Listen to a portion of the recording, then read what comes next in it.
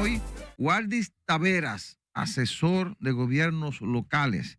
Waldi, buenos días, bienvenido ahora por la Super 7. Vamos a comenzar esta conversación. Buenos días, equipo, y permítame felicitar a todo el equipo, comenzando con don Dani, por la forma profesional que han manejado la tragedia del Jet. Gracias. Porque aquí pocas veces se ven en los medios que pudieran ser competencias que se manejen con tanta lealtad y con tanta objetividad. Mis felicitaciones a todos ustedes. ¿Cómo no? Gracias, Waldi. Mire, vamos a comenzar esta conversación hablando precisamente de eso, de la tragedia, de las edificaciones públicas y privadas en las ciudades, no solo en la capital, en las ciudades, y el papel que tienen que jugar o deben jugar los ayuntamientos, las alcaldías. Cuéntenos, usted que tiene mucha experiencia en esa área. Mira, lo primero que hay que decir que la República Dominicana, a partir del proceso de la democracia dominicana, si la partimos a partir del ajusticiamiento de Trujillo hacia acá, los gobiernos locales han perdido competencia dentro del marco de la democracia. Y eso da como resultado que se produzcan en muchas ocasiones vacíos institucionales. Uno de ellos se produce cuando se aprueba la ley 176 del año 2007, se modifican las competencias de los ayuntamientos. Y entre las cosas que quedaron fuera estuvo la continuidad de la fiscalización para estas estructuras. En todos los países del mundo, la fiscalización de las estructuras es una facultad de los cuerpos de bomberos. Sí. De hecho, si nosotros vamos a cualquier país, vemos en los edificios una planilla donde está la inspección y dicen cuándo tiene que volverlo a hacer. En la República Dominicana los bomberos nada más lo usamos para apagar un fuego, cuando hay un fuego, o en otra cosa para llevarlo a un desfile. Después más nada. Pero ¿existe la capacidad técnica en los bomberos para eso? Eso iba a decir. Oigan, es que necesitamos fortalecer los cuerpos de bomberos y deben seguir siendo una parte de la municipalidad. Pero sin los recursos económicos es imposible. Cuando ustedes ven en el presupuesto general del Estado anual lo que se asigna a los cuerpos de bomberos, constituye una vergüenza. Aquí hay comisiones de asesoría que tienen más fondos que la totalidad de los cuerpos de bomberos del país. Y eso es preocupante. Cuando se produce se mutila el Ministerio de Obras Públicas, creando un ministerio más, que es el de Vivienda y Edificaciones, todavía se complica más la situación. Porque antes, en el Ministerio de Obras Públicas, habían una unidad que era por cada pueblo, una delegación, y ahí iban técnicos y supervisaban el proceso de construcción. Después de la construcción, aquí no hay forma, excepto un procedimiento que está en la ley 675 del año 44, que es un procedimiento para declarar de peligro público una instalación lesivo al ornato o contrario al ornato. Y es un procedimiento judicial que hay que iniciarlo a instancia del síndico o alcalde hoy, y va al juzgado de paz. Y tiene el juez que dictar una sentencia en ese sentido y ponerlo correctivo. La última sentencia se dio aquí hace como unos 2 o 3 años para la demolición del parqueo que estaba en el Conde con José Reyes. Y se demolió en virtud de esa sentencia. Pero esa es una instalación pública.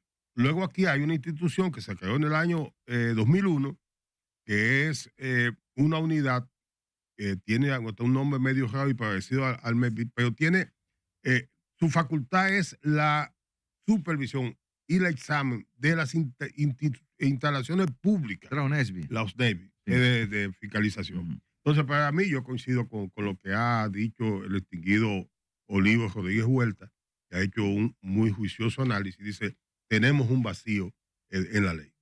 Wendy Lora. Tú hablabas en inicio a la respuesta a la pregunta de José María sobre un punto con respecto a los bomberos, y es el criterio de que los bomberos deben de seguir perteneciendo a la municipalidad. Pero también hablabas de la falta de recursos. ¿No sería, Waldis, una salida que esa institución de bomberos pudiera ser una institución nacional, una entidad nacional, autónoma, descentralizada, que pudiera estar inclusive adscrita o regida por la liga municipal. Con su propio presupuesto. Con su propio Sí. presupuesto, que tenga garras para poder hacer lo que tiene que hacer. Porque como tú muy bien señalas, nos acordamos de los bomberos solamente cuando tenemos que llamarlo porque hay una sirena y tú escuchas una sirena, ahí van los bomberos. Eso no podría ser una salida. Mira, Wallis. a nivel mundial siempre son una entidad municipal en todos los países del mundo. Y en lo personal yo me opongo a las concentraciones. Y en la República Dominicana, a pesar de que la Constitución habla de una descentralización, lo que tenemos es una concentración. Entonces, cada día los conservadores siguen fortaleciendo más el poder ejecutivo, creando nuevas instituciones. Estamos teniendo en la República Dominicana lo que yo llamo un GMC, un Estado grande, malo y muy caro. Y podría no estar cayendo en eso. Miren, los bomberos, por ejemplo, no reciben fondos de lo que se paga por las pólizas de seguro. De la póliza de seguro debe haber una partida que vaya a los cuerpos de bomberos Sí, mira, eso es y una distribuido salida. en partes iguales. Tú te refieres a los seguros de las propiedades, ¿no? De las propiedades y de vehículos, de todos Pero los seguros. hay un problema, Waldi, y es que es posible que eso te funcione en las grandes ciudades, pero con la gran división que tenemos, que cualquier territorio o municipio, Sí, por porque hay ejemplo, mucha tú pequeña te puedes- pulpería. un agente del cuerpo de bomberos de la capital puede que tengan un buen salario. Escuchaba al que lo dirige decir que tienen hasta proyectos habitacionales, pero quizá el de un distrito municipal o el de un municipio que tienen cuerpo de bomberos no tiene ni siquiera con qué pagarle un salario mínimo, porque No, ganan pero no menos tienen, del salario no mínimo. tienen ni siquiera el carro ¿Eh? de los bomberos. Es No decir, tienen ni el es carro decir, de los bomberos. es complicado aquí con las Es divisiones que tenemos. Mire, no estamos tan atrasados en esa parte, que la ley que rige el cuerpo de bomberos es del año 1902. Pero se hizo un Yo- proyecto, ¿no? Se hace hizo un mucho, proyecto, Wallis. pero es un proyecto centralista. Mire, yo creo que lo que deben haber son bomberos provinciales y que ellos tengan unidades municipales. Esa podría ser una vía. ¿Y Eso puede por qué? ser. Porque Sí. tú tendrías 32, 33 Sí, cuerpos. Y ujú. eso, en el año 2008, el presidente Fernández convocó a un grupo para que se hiciera un reglamento, y es el reglamento que todavía está vigente, de los cuerpos de bomberos. Y en esa comisión yo planteé eso como una alternativa. Sí. Pero al colocar también la parte presupuestaria, había entonces que llevarlo al Congreso porque se trata de una modificación impositiva y no podía hacerse por una disposición Exacto, reglamentaria. claro. Ujú. Pero me quedé con esa preocupación y miren, lo lamentable de todo esto es que nosotros tenemos un Congreso donde la mayoría de los que están ahí de una forma u otra han pasado por la municipalidad y conocen esa debilidad de los cuerpos de bomberos. Y nada más nos acordamos del bombeo, tal como tú señalas, magistrada, que es cuando hay un fuego. Y de ahí para allá, jamás. No siguen. Y, por ejemplo, la inspección de las estaciones de gas propano. Los bomberos no van a la estación de gas propano cuando hay que apagar el fuego. Pero quien tiene que fiscalizar las estaciones de gas propano es una entidad que está creada en el Ministerio de Industria y Comercio, que está en la capital y no tiene delegaciones en el resto del país. Wow. Sí. Waldi, vamos por parte, Waldi, porque justamente hay una alta preocupación. Se derrumba el techo del YC. Estaba casi cayéndose el parqueo de la zona colonial. Y nos encontramos con una normativa del 1917. Una normativa del 1917 que fue reformada en el 2021. 2017.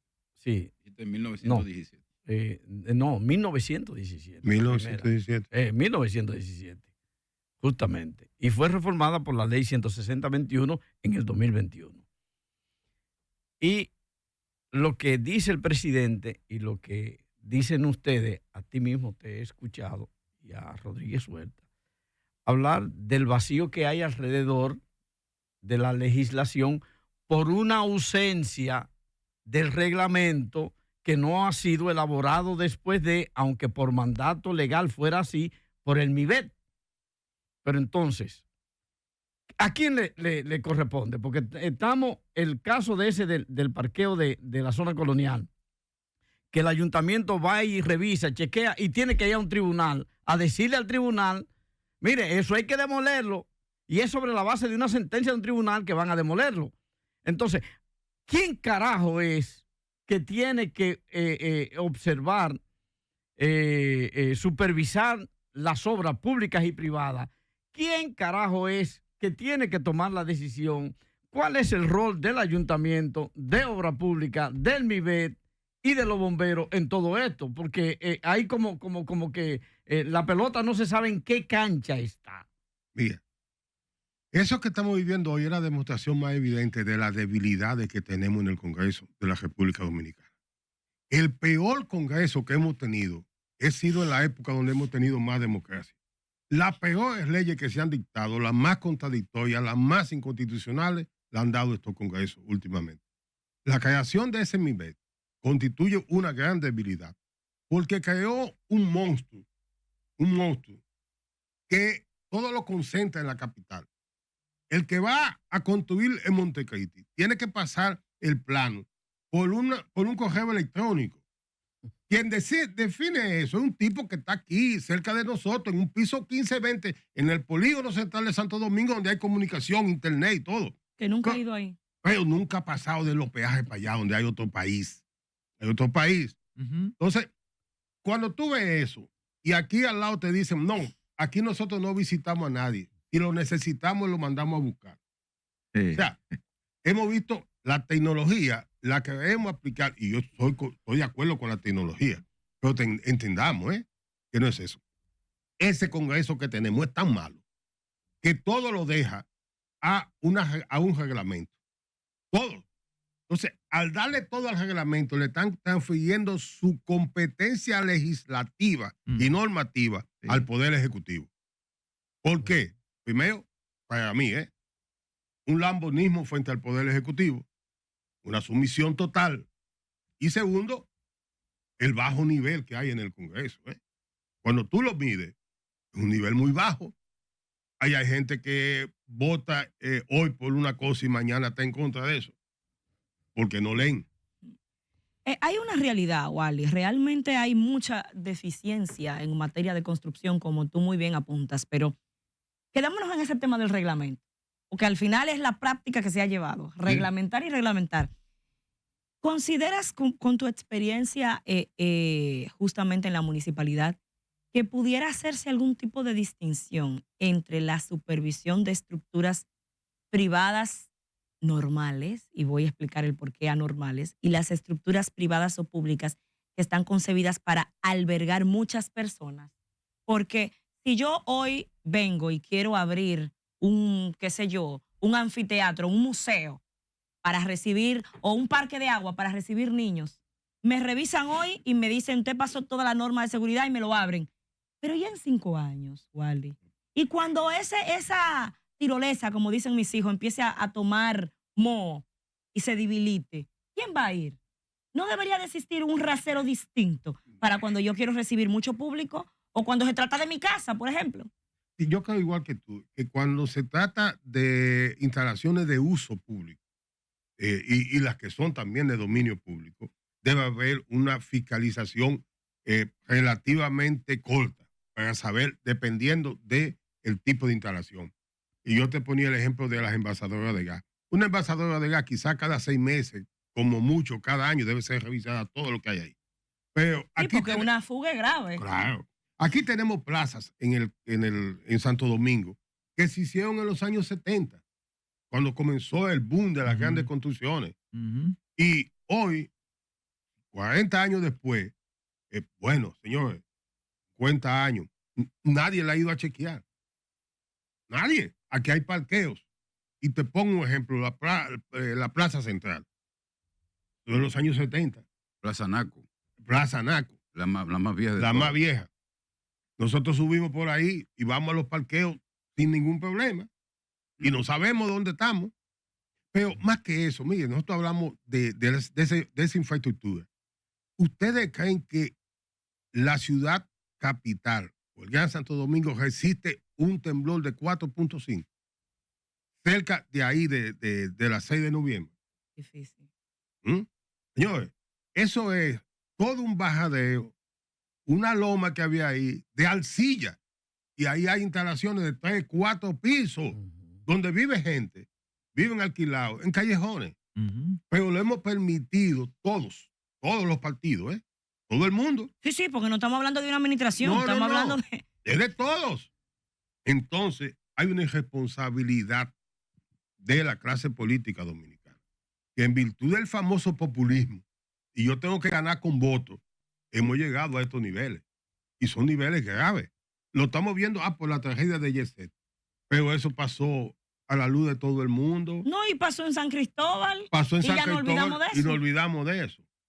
Pasó en la cárcel de Higüey. Y todavía estamos hablando del régimen carcelario. Entonces, los muertos solamente nos acordamos cuando pasan estas desgracias. No tenemos política de prevención. Y cuando no hay prevención, vienen las desgracias. Yo creo que hay que fortalecer la municipalidad con recursos, pero con capacidades técnicas. No es que tú me digas a mí que los bomberos vayan. No, es que formemos verdaderos bomberos en el país. Entonces, Waldi, ahora se está a la espera de un peritaje forense, de un informe forense de lo del YC. En términos legal, se habla de que ese informe lo está haciendo el Ministerio Público, por un lado. Y por otro lado, se habla de Onesby, que supuestamente también tiene responsabilidades en hacer el levantamiento. Pero la ley manda al MIBET, a que haga eso. Y la ley dice que el ayuntamiento también puede pedirle a un tribunal que haga eso, que actúe ahí. Y el cuerpo de los bomberos en su normativa está ordenado para que haga eso. ¿Quién carajo va a decir qué fue lo que pasó en el YC? Mira, eso que tú señalas es uno de los grandes conflictos que vamos a tener y que van a estar en los tribunales. ¿Por qué? Porque ahí incluso ya están dando informes preliminares.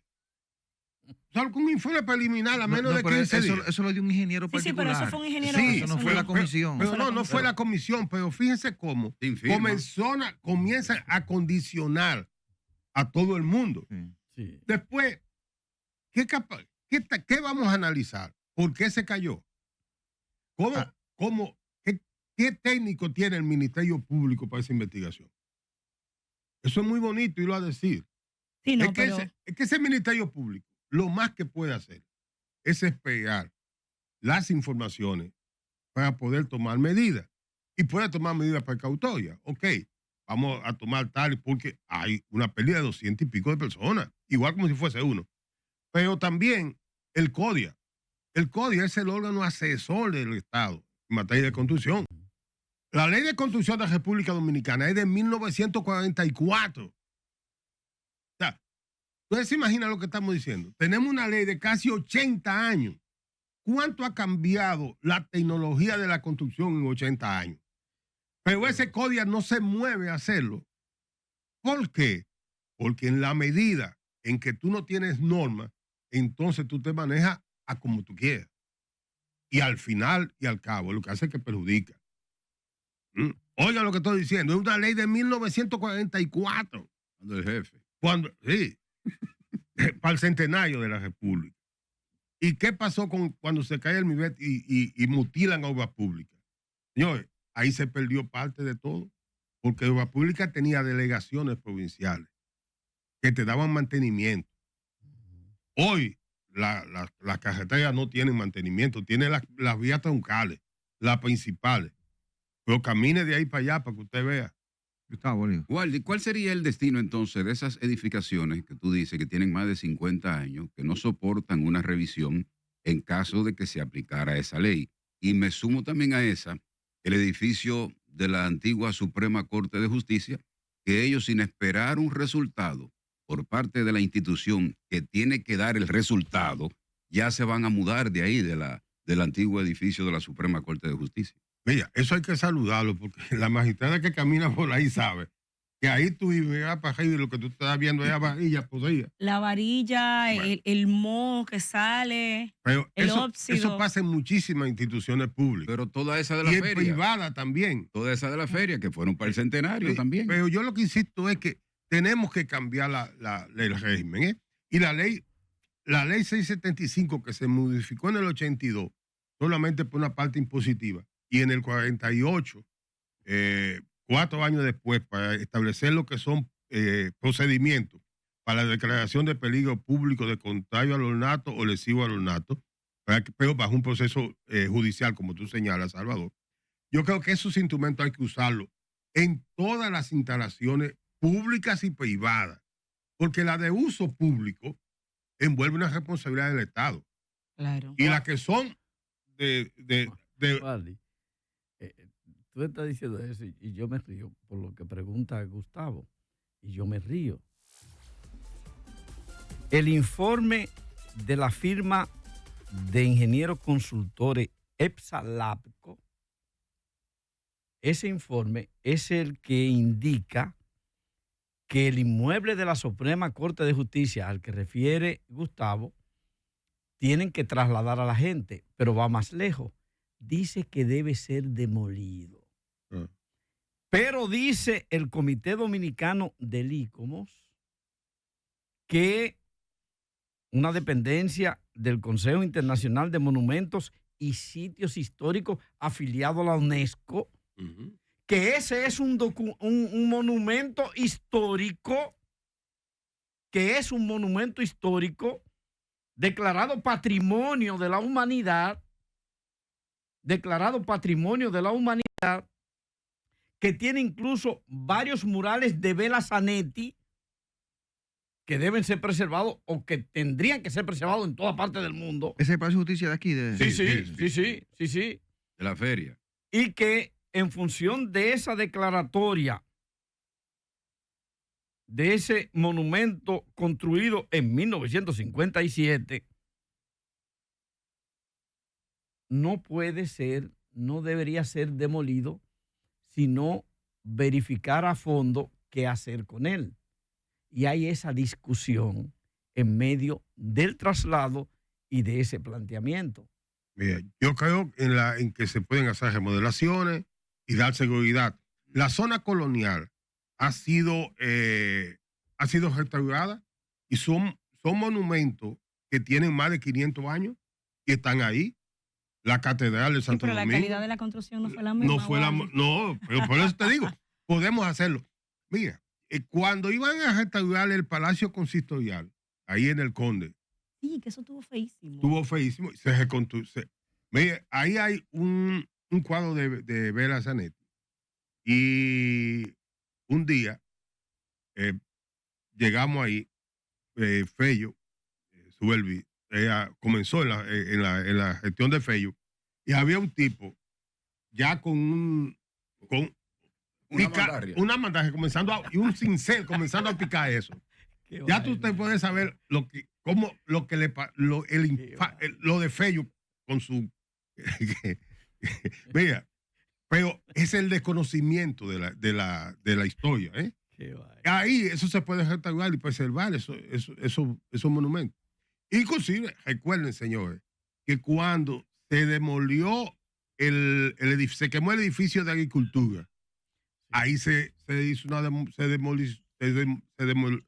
demolieron y ahí se construye el nuevo Palacio de Justicia. Pueden hacer un reclamo en un tribunal internacional, lo del ICOMOS o cualquier ciudadano respecto a ese monumento histórico declarado Patrimonio del país, para que no sea demolido.